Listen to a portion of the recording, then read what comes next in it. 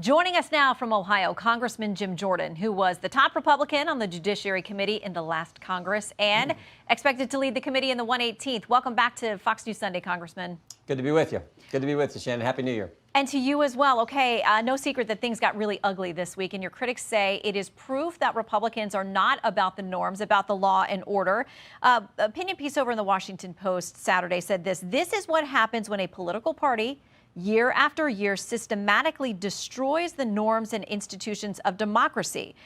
2 years to the day since January 6th invasion of the Capitol, Republicans are still attacking the functioning of government. All right, we've seen the video. I want to play a little bit more of this. This is what was happening on Friday night.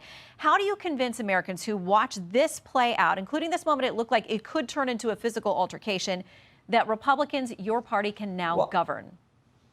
Well, I mean, Shannon, you just heard from the report that Kevin McCarthy got the same number of votes Speaker Pelosi got last time. She had the same majority number, 222, that we have this time. So sometimes democracy is messy, but I would argue that's exactly how the founders intended it. They wanted real debate, real input from all people, and then you get a decision. And whether it's 1 vote or 15 votes, Kevin McCarthy is still Speaker of the House. I've seen all kinds of games go into extra innings and overtime. That's just how it works. What I do know is this. We will come together to deal with how radical the left now has made the Democrat Party. I mean, the ridiculous things that I said this on the floor on Tuesday. You think about it in a 2-year time span. We have seen a border that is no longer a border. We have seen a military that can't meet its recruitment goals. We've seen terrible energy policy, terrible education policy, record spending, record inflation, record debt, and maybe most importantly, a government weaponized against the very people it's supposed to serve. We're going to unite around fixing those problems, which have all happened in 2 years.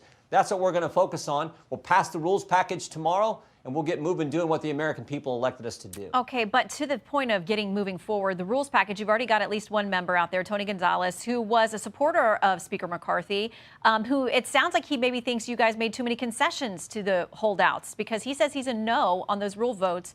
You got to get those rules passed so you can get to business. What do you do now if you've lost some of the middle or the moderate Republicans because of the concessions to the holdouts?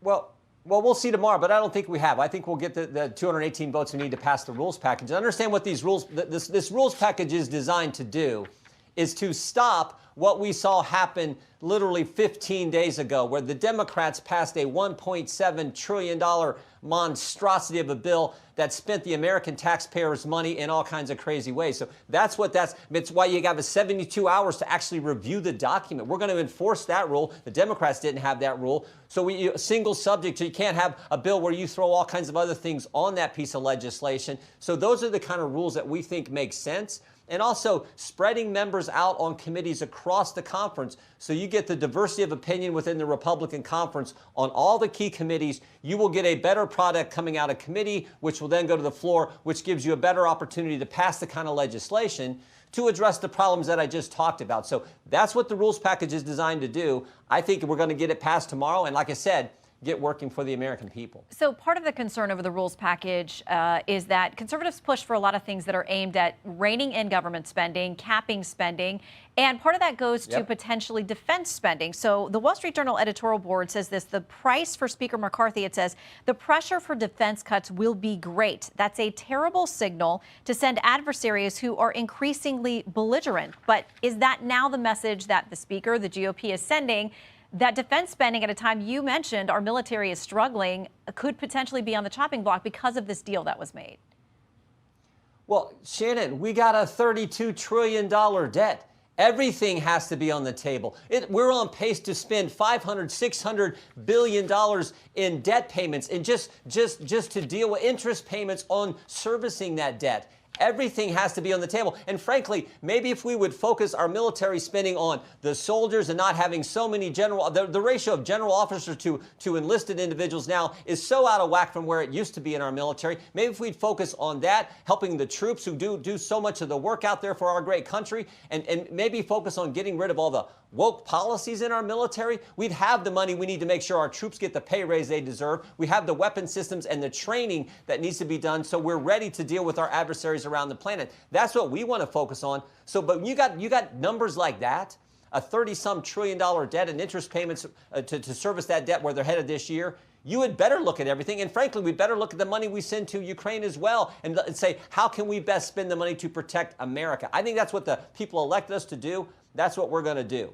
Okay, I want to talk to you about the president's visit to the border. He is expected there today to see what's going on. He says, first of all, he announced some reforms on Thursday. We'll talk about reaction to that. But he says that from day one, he floated a package for immigration reform and the Republicans will not come to the table and talk to him. Here's what he said when he rolled out those new changes on Thursday.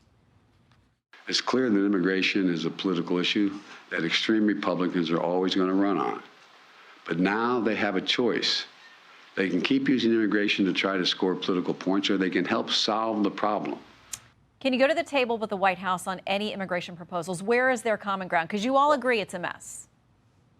Well, first of all, last time I checked, they just controlled all of government literally a couple weeks ago. So for 2 years, they had the House, they had the Senate, they had the White House. Why in the world didn't they get an immigration solution? Joe Biden refused to visit the border when they controlled all of government to talk about any type of solution, and they've allowed now, frankly, a situation where we no longer have a border. And what they did, and he did it from day one, is they undid the good policies President Trump had in place. Right now, the message they've sent to anyone, and you can't fault people for wanting to come here, but the message they have sent is, if you come to our country, there won't be a wall to get over. You won't have to wait in Mexico while we evaluate your asylum claim, and you'll come in and be released to wherever you want to go. That's the message they have sent. So don't tell us that it was the Republicans' fault, for goodness sake. We're certainly willing to work to do the policies that actually will give us a border, the ones we had under President Trump. But it doesn't seem like the Democrats want to put back in place the very things that actually were effective in securing our southern border. Well, during the Trump years, there was a point where Republicans controlled the White House, House, and Senate, and it didn't get fixed then either. No, it was fixed then, Shannon. The numbers during President Trump were so good on the border. When we put in place the Remain in Mexico policy, we put in place we were building the wall. And frankly, he sent a message to the rest of the world. Asylum claim is going to be evaluated in Mexico before you enter our country. That was the fundamental thing that changed the dynamic on the border. There's a whole different mindset from this administration. That is the fundamental problem. So until they're willing to work on those kind of policies, in the Judiciary Committee, we will come up with an immigration enforcement bill. We will pass that bill. We'll see if the White House wants to work with us. We'll see if Chuck Schumer in the Senate wants to work. But we are committed to passing that out of the Judiciary Committee, which has primary jurisdiction over immigration policy. Okay, one of the things you've also talked about, well, there are many things Republicans have talked about, potentially investigating Hunter Biden, the withdrawal from Afghanistan, Fauci, COVID, all of that. Mondaire Jones, a congressman on the other side of the aisle, a Democrat, says this: I'm convinced Republicans are on a kamikaze mission. I predict that the self-sabotage of an ungovernable Republican majority will all but guarantee that we take back the House in 2024. How do you answer critics who say there is a lot of important work to get done and they see these investigations as purely political in nature? I said this on Tuesday when I nominated Speaker McCarthy for the office. I said there are three things that have to happen in this Congress. First, we have to fix the problems that need fixing, passing legislation to do that. I listed those off. It's the immigration policy. It's what's in our military. It's energy. It's education. We will pass that legislation. I hope Chuck Schumer takes it up. I hope Joe Biden will sign it. I don't think they will, but we're going to pass it anyway because that's our job. Then we will make sure nothing like that $1.7 trillion spending monstrosity that passed 15 days ago, nothing like that passes again. And we'll focus then finally on our oversight duty. We have a duty to get into these agencies and look at how they have been weaponized to go against the very people they are supposed to represent, how they've infringed on First Amendment liberties of the American people. And we're going to do that. We're going to do it in a way that's consistent with the Constitution, but we're going to do it vigorously. We're going to do it aggressively because that's our job. And the only way you stop that stuff is you first have to expose every single bit of it. We're learning some now from Elon Musk and what we saw went on between government and these big tech agencies. We're going to get into what's going on at the FBI, where we've had 14 whistleblowers come talk to us about the weaponization of government there and the political nature of the Justice Department. So we're going to get into all that, and we're going to make sure the American people get the truth. I think that helps you win elections, but that's not why we're doing it. To answer Mondaire Jones, we're doing it because it's our job. We will watch as those investigations play out. Congressman Jim Jordan, thank you for joining us this morning. Always great to see you.